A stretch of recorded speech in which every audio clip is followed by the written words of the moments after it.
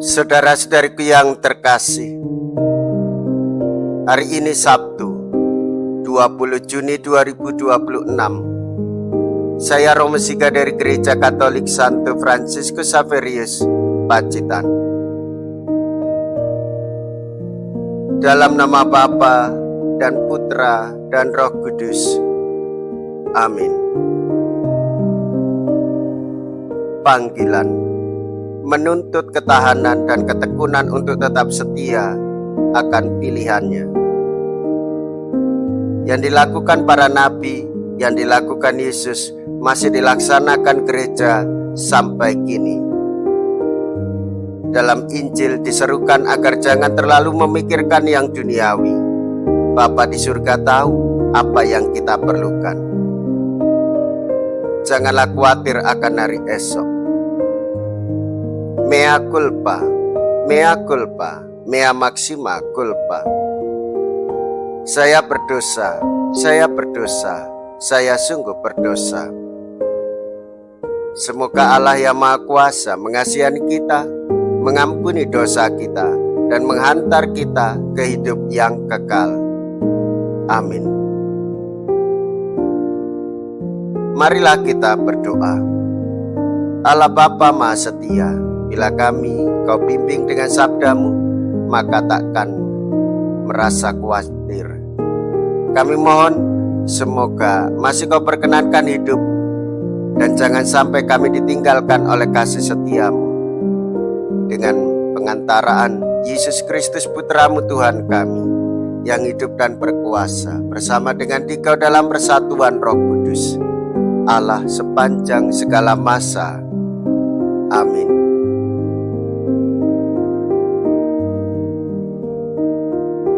Tuhan bersamamu dan bersama rohmu. Inilah Injil suci menurut Matius. Dimuliakanlah Tuhan.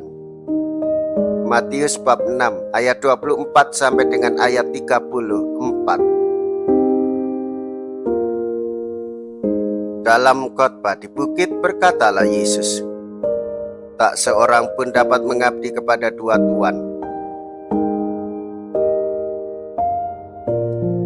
Karena jika demikian ia akan membenci yang seorang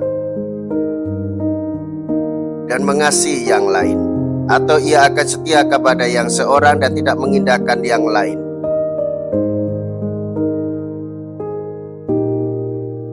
Kalian tidak dapat mengabdi kepada Allah dan kepada Mammon. Karena itu aku berkata kepadamu, janganlah khawatir akan hidupmu, apa yang hendak kalian makan atau minum, dan janganlah khawatir pula akan tubuhmu, apa yang hendak kalian pakai. Bukankah hidup itu lebih penting daripada makanan, dan tubuh itu lebih penting daripada pakaian?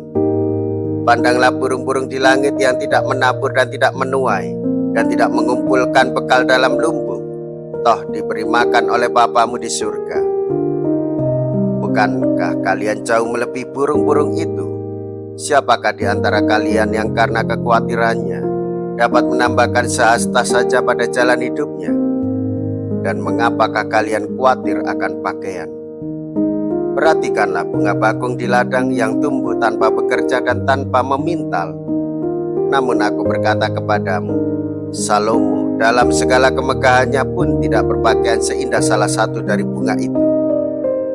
Jadi jika demikian, Allah mendandani rumput di ladang yang hari ini ada dan esok dibuang ke dalam api, tidakkah ia akan lebih lagi mendandani kalian orang yang kurang percaya? Maka janganlah kalian khawatir dan berkata, apakah yang akan kami makan? Apakah yang akan kami minum? Apakah yang akan kami pakai? Semua itu dicari bangsa-bangsa yang tidak mengenal Allah. Akan tetapi Bapamu yang di surga tahu bahwa kalian memerlukan semuanya itu. Maka carilah dahulu kerajaan Allah dan kebenarannya, maka semuanya itu akan ditambahkan kepadamu. Sebab itu janganlah kalian khawatir akan hari esok, karena hari esok mempunyai kesusahannya sendiri. Kesusahan sehari cukuplah untuk sehari. Demikianlah sabda Tuhan. Terpujilah Kristus.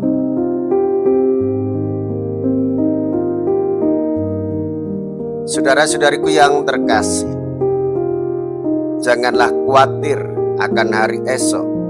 Sabda Tuhan.